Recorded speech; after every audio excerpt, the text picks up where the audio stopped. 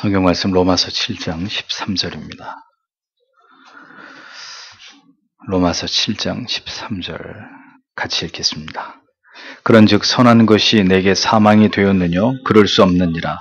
오직 죄가 죄로 드러나기 위하여 선한 그것으로 말미암아 나를 죽게 만들었으니 이는 계명으로 말미암아 죄로 심히 죄 되게 하려 함이니라.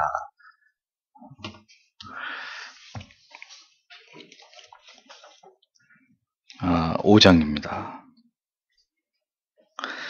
같이 읽겠습니다. 이와 동일한 빛 가운데서 우리는 하나님에 의해 선별된 유대인 모세에게 내려주신 십계명을 생각해 볼 수 있다. 비록 이 십계명이 죄의 비참함으로부터 인간을 치유하거나 멀게 할 수 있는 방법은 제시하지 않지만 죄의 심각성과 그 죄악 속의 인간을 보여줌으로써 육신의 연약함으로 저주 아래 있는 인간은 이 율법만 가지고는 도저히 구원의 은혜를 얻을 수 없음을 보여준다. 그렇습니다. 도르티 신조 강의 33번째 시간입니다.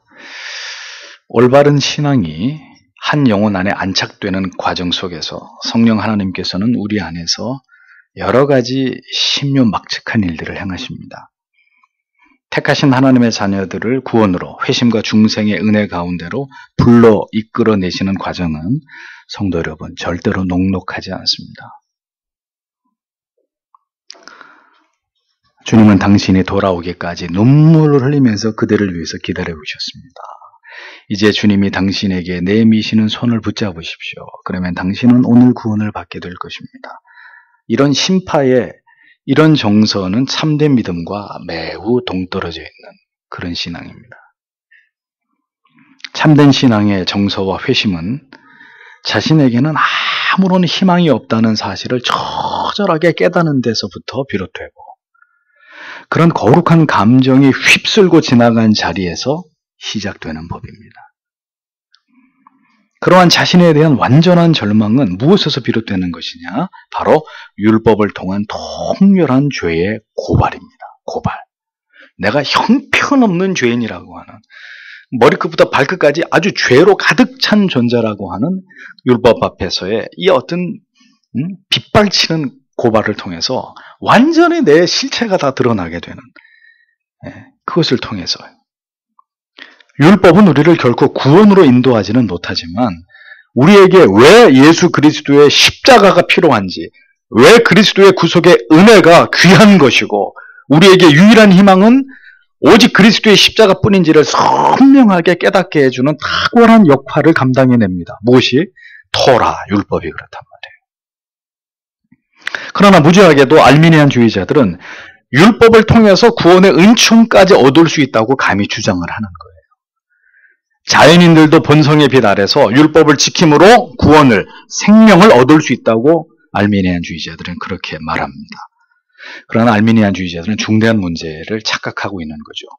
율법은 지켜서 구원을 얻기 위해서 주신 것이 아니라 하나님의 의에 대해서 진리의 말씀과 모든 규례와 계명 앞에서 자기가 철저하게 죄인이라는 것을 깨달아서 하나님 앞에서 아무것도 변명할 수 없게 하기 위해서 우리에게 율법을 주셨다는 것을 그들은 간구하고 있는 것입니다. 그러니까 근본적으로 율법이 왜 필요한지 자체에 대한 아주 그릇된 오해를 가지고 시작한 것이 알미니안주의자들이다 이거죠. 율법은 우리로 하여금 죄를 깨닫게 해서 하나님의 저주 아래에 있다는 것을 알게 합니다.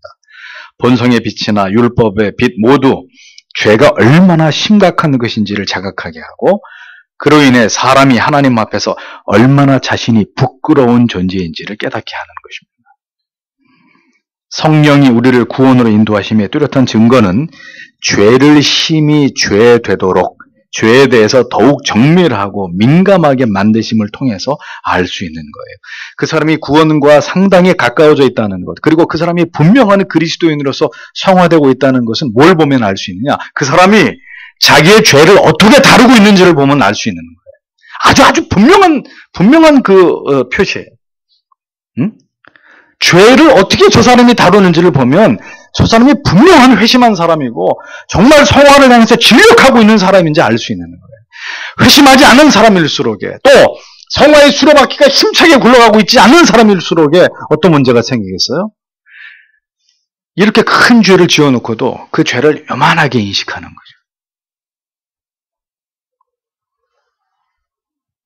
그런데 반대로 회심을 하고 정말 하나님과 밀착해서 하나님의 말씀 가운데 살아가는 사람은 요만한 죄를 지어놓고도 이만한 죄를 지었다고 느끼는 거예요. 자기가. 그 차이예요. 그래서 다시 얘기하지만 목사의 마음속에 성도님들 이렇게 뵐 때, 여러분 다는 아니지만 어떤 분을 뵈면 그런 마음이 드는 거예요. 저분이 나중에 어떻게 하나님을 배우려고, 어떻게 하나님 앞에 서서 감히 하나님의 얼굴을 배우려고 저렇게 예수를 믿으시나. 그런 태산 같은 염려와 근심이 드는 거예요. 저분이 지금 장난을 하는 것인가? 하나님을 두려워하지 않는 것인가? 어떻게 저렇게 하고도 하나님 앞에 뻔뻔하게 저렇게 살아갈 수가 있나? 그런 염려가, 걱정이 늘 이 안에 있는 거예요.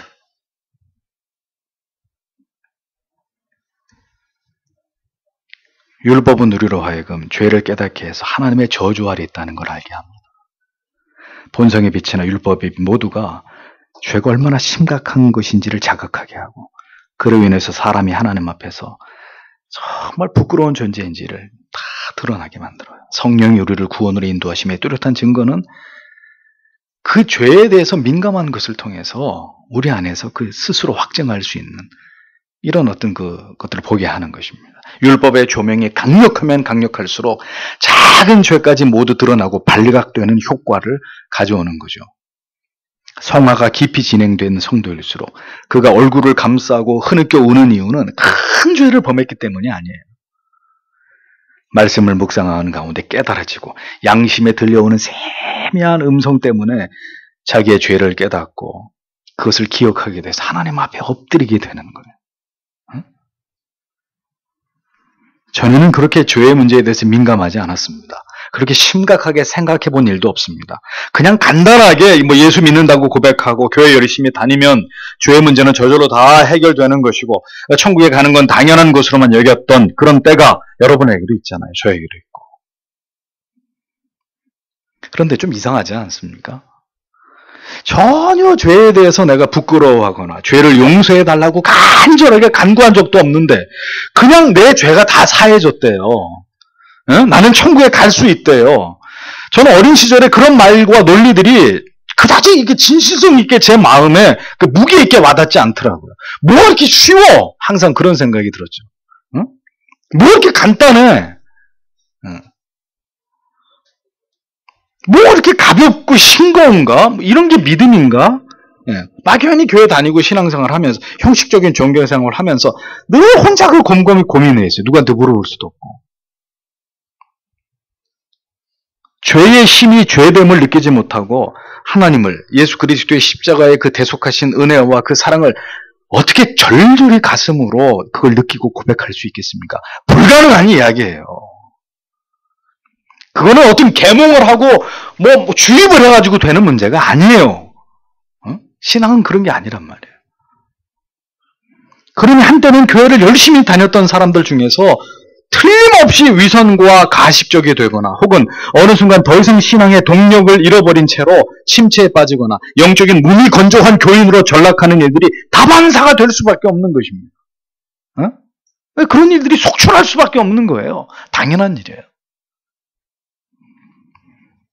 영혼이 회심으로 나아가는 과정에서는 반드시 심각한 생애적인 어떤 awakening, 각성이 있어야 돼요. 이것은 성령이 주도하심으로 회심과 거듭남으로 우리를 이끄실 때에 우리 안에 일어나는 중대한 변화이고 그것을 느끼게 하는 어떤 영적인 감각입니다. 그러한 각성과 어떤 깨달음의 감격은 뭘 통해서 오는 거예요? 1차적으로 율법을 통해서 오는 거예요. 이제 그 다음이 십자가고 율법을 통해서 오는 것입니다. 그게 율법의 기능입니다.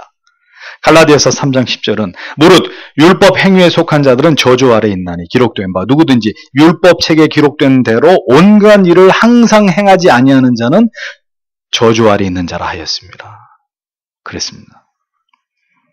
그러니까 인간은 율법 아래서 처절하게 자신이 무능한 존재이고 그 율법을 절대로 지킬 수 없는 무가치한 존재라는 것을 자각해야 되는 거예요. 구원의 문은 성령에 의해서 이러한 영적인 각성과 자각이 일어나기 시작한 자에게 점점 열리게 되는 것입니다. 겸손하게 하나님 앞에 무릎을 꿇고 저는 죄뿐입니다. 머리끝부터 발끝까지 저는 다 죄악뿐입니다. 하나님. 이렇게 자기의 실존을 바라보고 인정하고 겸손히 하나님 앞에 엎드리는 사람, 그 사람 안에 구원이 시작되는 거예요. 그래서 예수님의 팔복 가운데 첫 번째, 심령이 가난한 자는 복인. 그것이 심령이 가난해진 상태를 의미하는 거예요. 애통하는 자는 복인. 자기가 하나님 앞에 죄악투성인데 어떻게 안 울 수가 있어요. 그래서 심히 아파하는 거예요. 그 죄 때문에. 내가 예수를 십자가에 못 박았다는 사실 때문에.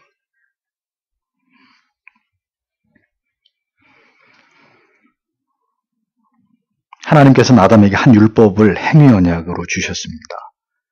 따먹으면 따먹으면 죽는 거고, 안 따먹으면 생명나무를 먹으면 영원히 사는 거고, 그것으로 말미암아 하나님께서는 아담과 그의 모든 후손들로 하여금 영구적으로 순종할 의무를 주셨고, 동시에 그 율법을 지켜서 성취하면 생명을 주시겠다고 약속한 거죠. 그러나 그것을 깨뜨리면 사망, 반드시 너는 죽게 된다. 사망을 분명하게 경고하셨습니다. 그리고 그것을 지킬 수 있는 지정의를 주셨습니다. 그러나 인간은 아침에 말씀드린 대로 결국 그 언약을 깨뜨렸고 영원한 멸망과 저주와 형벌 아래에 있게 됐습니다. 예수 그리스도의 십자가의 공로와 그 대속하신 은혜를 알기 전에 하나님께서 구원의 은총 가운데로 부르신 자라면 그가 누가 되었든지 우리의 존재가 하나님의 언약을 깨뜨림으로 그로 인해서 어떤 처지와 어떤 지경에 이르게 되었는지를 올바르게 알아야 될 의무가 있는 거예요. 우리한테. 율법은 그런 차원에서 악하고 나쁜 것이 결코 아닙니다. 사도 바울은 로마서 7장에서 율법이 거룩하고 의로우며 선하다고 말했습니다. 그러나 이 율법이 우리를 죽이는 법이 되었다고 또다시 말을 바꾸어서 설명하죠.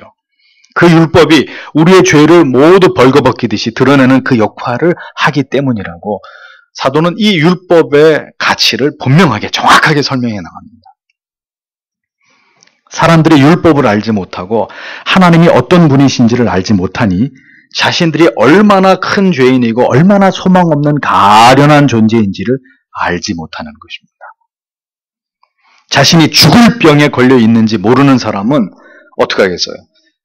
줄 담배 피우고 늘 술고래로 이렇게 살던 사람이 정말 이 사람 속에 지금 폐암이 걸렸고 간암이 걸려가지고 죽어가는데 근데 그 병원에 간 적도 없고 진단을 받아본 적도 없으니까 어떻게 살아요? 계속 술 담배 피고 계속 술 퍼마시면서 무지 속에 살아가는 것처럼 어리석고 무지한 인간이 꼭 그와 같은 것입니다. 교회를 다녀도 율법을 통해서 성경의 정교한 지식을 통해서 하나님이 어떤 분이시고 하나님께서 뭘 기뻐하시고 어떤 일에 분노하시는지 전혀 알지 못하기 때문에 절대적으로 오늘날 교회 안에 있는 많은 교인들은 전혀 자기의 죄의 문제를 심각하게 생각하지 않아요. 지극히 가볍게 이를 데 없는 경박한 그런 신앙생활을 하고 있는 겁니다. 칼빈은 율법의 용도에 대해서 세 가지로 설명했습니다. 잊어버리지 말고 기억해두세요. 첫째 용도는 하나님의 의가 무엇인지를 율법이 밝힌다고 말했습니다. 동시에 사람들의 불의를 경고하면서 죄를 깨닫게 하고 정죄하는 기능을 수행한다. 그렇죠. 율법에는 하나님의 의가 있으니까 하나님의 의가 무엇인지 율법을 통해서 아는 거예요. 아, 그게 하나님의 의구나. 하나님의 정의구나. 하나님의 공의로구나. 아는 거예요. 그러니까 그 공의 앞에서 뭐 어떻게 되는 거예요? 우리의 죄가 드러나면서 그 죄를 정죄하는 기능을 율법이 한다라고 얘기했습니다. 둘째 용도는 하나님의 징계와 벌을 받게 될 것이라는 공포심을 유발해서 죄를 억제하는 기능을 한다고 칼빈은 얘기했습니다. 셋째 용도는 가장 중요한 기능으로 율법의 본래의 목적에 아주 가까운 것인데 이 용도는 율법을 통해서 하나님을 기쁘시게 하고 하나님을 영화롭게 하기 위한 방법과 뜻이 무엇인지를 배우고 깨닫고 이것을 올바로 이해하는데 가장 훌륭한 도구가 무엇이냐? 율법이다. 이렇게 이야기하는 것입니다. 자, 예를 들어보죠. 지금 거의 2년 동안 레위기, 금요일날 레위기에 딱딱한 말씀이 계속 이렇게 강론이 되고 있어요. 다 율법이에요. 다 율법이에요. 그런데 이 제사법과 관련된 모든 말씀이 이 시대에 실제적으로 구현될 수 있어요? 없어요? 없어요. 제가 지금 여기서 양을 잡을 거예요. 뭘 어떻게 할까요? 지성소가 있어요? 뭐가 있어요? 어떤 교회는 있어요. 이 앞에다 커튼 이렇게 쳐놓고 이 안에는 지성소래. 이 안에 먼저 선착순으로 들어와서 기도하는 사람은 기도응답이 더 잘 되고 확 불질러 버려야 돼요. 그냥.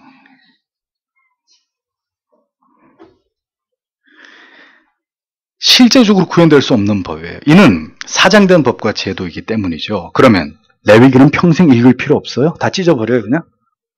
레위기는 이건 아무 의미 없는 거야. 레위기 책은. 지금 뭐 얘 제사를 드릴 거야? 우리가 뭘 할 거야? 그럼 그렇게 생각해야 돼요? 단언하건대. 레위기의 말씀을 통해서 여러분이 하나님께 드리는 예배의 정신이 무엇인지, 거룩과 성별의 개념이 무엇인지를 올바로 이해하지 못한다면 여러분들은 영원히 이 개념을 이해할 수 있는 근거가 없어져 버릴 거예요. 기회가 없어져 버릴 거예요. 여러분의 모든 예배 드림은 모두 하나님께 거절되는 나는 너희가 뭘 했는지 도무지 기억하지 못한다. 우리의 모든 예배가 하나님 앞에 거절되는 예배가 될 수 있다고 목사는 못 박아서 말씀드릴 수 있습니다. 이것이 바로 율법의 기능과 용도라는 것입니다. 율법을 지켜서 구원을 받는 것이 결코 아니지만 율법을 배우고 익힘은 하나님 경외함의 도를 깨닫게 되는 것이고 성도가 어떻게 하나님을 섬기고 하나님 앞에 살아갈지를 배우는 수단과 그것을 익히는 장으로서의 인생이 되게 하는 것입니다. 무지한 대로 믿는 것이 아니라 무지하면 그 무지 속에서 고스란히 그대로 죄를 범하면서 살아가게 되는 것입니다. 내 마음대로 내 멋대로. 정말 황망한 일은 그렇게 평생을 교회를 다니다가는 결국은 지옥에 떨어지게 될 수 있다는 점이죠. 설마 정상을 참작해 주시겠지. 내가 몇 년을 교회를 다녔는데, 내가 예배를 수도 없이 드렸는데 그걸 하나님이 다 인정 안 해주시겠다는 거야. 말도 안 되지. 사랑의 하나님인데. 그건 우리 생각이에요. 우리 변명이에요. 만약에 성경을 통해 그런 얘기를 하나도 안 하셨으면 하나님이 그래 너희들 방식대로 나름대로 애썼구나. 내가 다 인정해 주마. 하실 수 있겠죠. 다 얘기하셨는데 성막을 어떻게 지으라고, 노아 방주 어떻게 지으라고, 제사장 옷 어떻게 만들라고, 이 옷 깃까지 어떻게 해야 되는지, 무슨 색으로 다 말씀하셨는데 모든 원리가 성경 안에 다 들어있는데 모른다고, 안 가르쳐 주셨으니까 우리 마음대로 했다고요? 하나님 앞에 통하지 않는 얘기 하시면 안 돼요. 이 안에서 다 말씀하셨어요. 여러분들이 알기를 원치 않기 때문이지. 그러므로 신자는 언제나 율법의 거울 앞에서 정직하게 자기의 영혼의 모습을 비춰 보아야 합니다. 우리가 주일 예배마다 10계명을 봉독하는 이유가 무엇 때문입니까? 한 계명을 우리가 우리의 입술로 읽어 내려갈 때마다 그 계명 앞에서 서 있는 내 자신을 정확하게 보라는 거예요. 내 부모를 공경하라. 5계명 앞에서 우리가 진실로 우리의 부모를 간처럼, 히브리인들의 개념같이 내장처럼 가장 중요한 이 간, 내가 우리 부모를 그렇게 내 부모를 공경하고 있는지 돌아보라는 것입니다. 간음하지 말라. 7계명 앞에서 우리가 마음으로도 생각으로도 음란한, 내 남편이 아니고 내 아내가 아닌 다른 남자나 여자를 생각해 본 일이 없는, 정밀하게 들여다보라는 거예요. 그리고 또다시 들통난 우리의 양심이 고발하는 죄목 앞에서 우리는 깊이 우리 자신에게 절망하고 우리의 이러한 무능과 연약함에 대해서 직시하라는 것입니다. 너희가 그런 존재 아니냐 알라는 거죠. 우리의 마음은 다시 만신창이가 되고 율법 아래서의 우리의 양심의 법정을 울리는 유죄 선고로 인해서 우리는 또다시 죄 아래 비참한 우리의 실존을 보게 되는 것입니다. 일반 자연계시 일반 은총이 우리를 구원으로 인도할 수 없듯이, 그러나 이러한 율법의 기능도 결국은 우리를 구원으로 인도할 수는 없는 거예요. 그런데도 우리는 왜 율법의 현미경으로 자주자주 우리 영혼을 들여다보고 우리의 잔존하는 죄성의 촉각을 곤두세워야 되는 것인가? 율법 아래서 우리의 모습이 더욱 벌거벗겨진 듯이 드러날 때마다 택자는 그 사람이 하나님의 사람이라면, 진정한 그리스도의 사람이라면 그들은 어떻게 할까요? 더 간절히 십자가를 사모하고 그 십자가를 부둥켜 안고 그 십자가의 공로와 효력 앞으로 뛰어나갈 수밖에 없는, 달려나갈 수밖에 없는 그런 사람들이 되기 때문입니다. 그러니까 우리의 심령을 쫙 쪼개가지고 우리 안에 뭐가 있나 이렇게 봤는데, 자, 이런 것들이 우리 안에 이렇게 우리의 영혼 안에 들어가 있지 않다면, 이런 지식과 이런 정서와 이런 깨달음과 이런 어떤 의지가 우리를 딱 쪼갰는데 우리의 심령 안에서 나타나지 않는다면 그 사람은 신자가 아닌 거예요. 하나님의 사람이 아닌 거예요. 기독교라는 종교를 가지고 있는 종교인일 뿐이지. 그렇기 때문에 진실된 회심의 은혜가 한 영혼 가운데 부어지기 전에 사람에 따라서, 하나님의 섭리에 따라서 어떤 사람은 긴 시간을 지루하게 이 율법의 정죄 앞에서 자신의 거듭되는 죄와 죄책의 고통을 당하는 시간들을, 어떤 사람은 오래 견뎌야 되는 과정을 겪기도 하고, 또 어떤 사람은 지극히 짧은 시간 안에 사도 바울처럼 그냥 한 방에 다메섹 도상에서 이 짧은 시간 안에 이 모든 것들을 경험하고 깨닫게 되는 은혜를 통해서 완전히 십자가의 은혜와 사랑에 사로잡히게 되는 이런 케이스도 있는 거죠. 그건 이제 케이스마다 다르고 하나님의 주권이에요.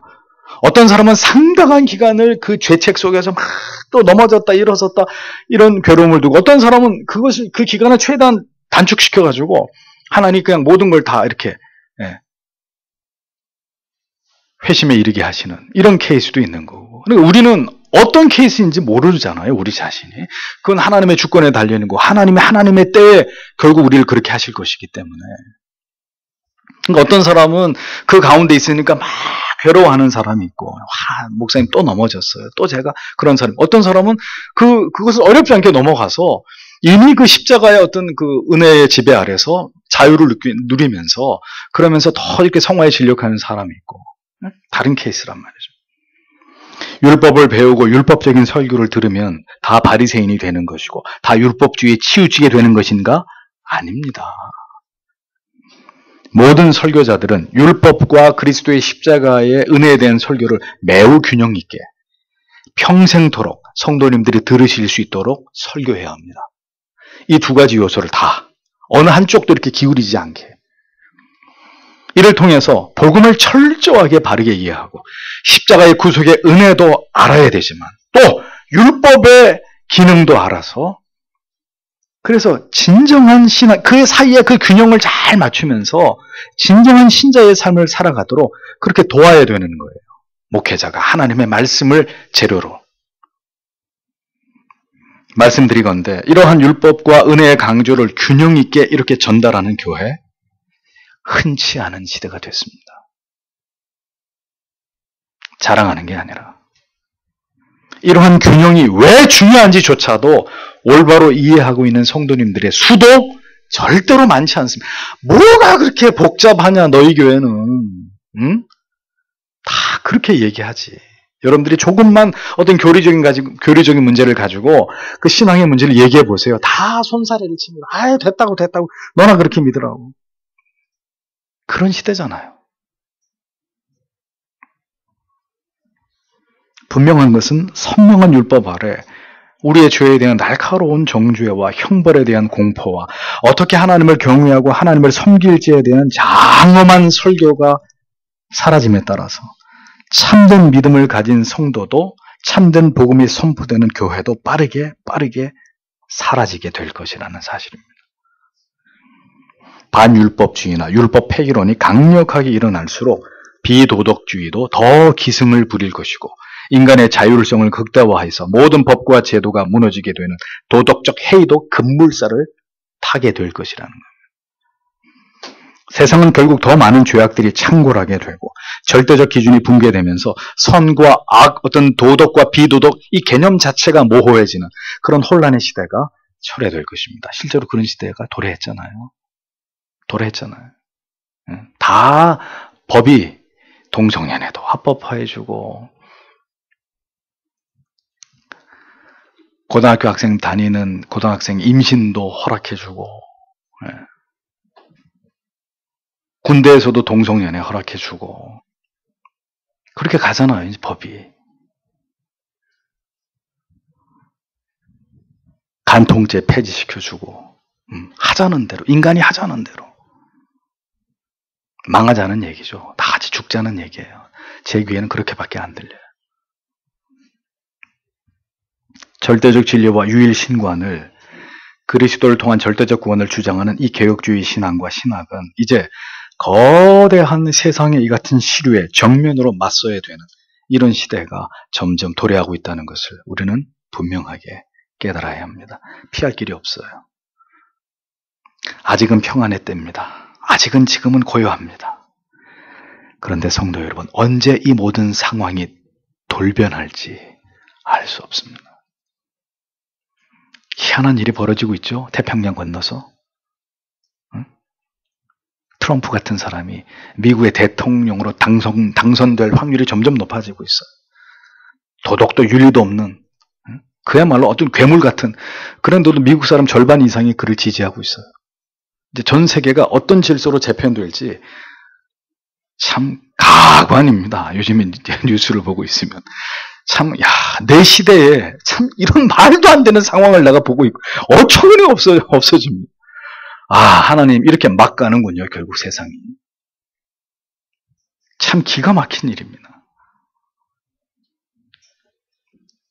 언제 우리가 가진 모든 것을 다 잃고라도 우리의 신앙과 신학을 지켜야 될 순간이 우리에게 찾아올지 알 수 없습니다. 언제나 성도는 고요한 때에 가장 소란한 날을, 가장 평화로울 때, 가장 핍박받을 때를 생각하면서 살아가야 되는 사람들입니다. 오늘도 구원의 예비적 단계에서 율법의 눌림 아래 있는 지체들에게 권하건대 부디 그 좌절과 절망 속에 웅크려 있지 마시고 눈을 들어서 당신의 죄를 위해서 십자가 위에 높이 달리사 우리의 모든 죄를 대속하신 그리스도의 십자가를 바라보세요. 나를 쳐다보지 말고 십자가를 바라보세요. 새벽에 동이 트기 직전이 가장 어두운 것처럼 그 거룩한 영혼의 고뇌의 끝에서 십자가 아래서의 참된 자유와 해방의 새벽이 반드시 밝아올 것입니다. 그러니 서정윤 씨의 시에 그런 게 있었죠. 나를 인하여 고통받는 자 더욱 고통받게 해주라. 그 고통으로부터 그가 해방될 때까지. 아주 멋있는 시인데 인본주의적인 시지만 나는 비슷한 얘기를 하고 싶어요. 자기의 죄 때문에 고통받는 자, 그 정죄와 죄책감의 괴로 더 고통받게 해주라. 왜? 그 밑바닥에서 찬란히 빛나는 이 같은 나의 죄를 위해 그 모든 죄의 짐을 지고 가신 하나님의 어린 양 예수 그리스도의 그 위대하신 십자가의 보혈의 공로를 그가 발견하게 될 것이기 때문에, 그가 하나님의 사람이라면. 많은 사람들이 영혼의 고뇌로 시작했다가 다시 세상의 넓은 길로 가기도 합니다. 아니, 처음부터 그들은 좁은 길로 올 자들이 아니었기 때문에 어느 시점에선가 다시 훨훨 날아가는 거, 세상으로. 대마처럼. 길을 잘못 들었네, 그러고 가는. 그러면 그대도 여러분도 잠시 머물다가 넓은 길로 가시렵니까? 하나님이 결코 기뻐하지 않는 삶으로, 세상으로 나아가시겠습니까? 더 깊이 고뇌하시고 더 하나님 앞에 간구하는 여러분들이 되셔야 합니다. 기도하겠습니다.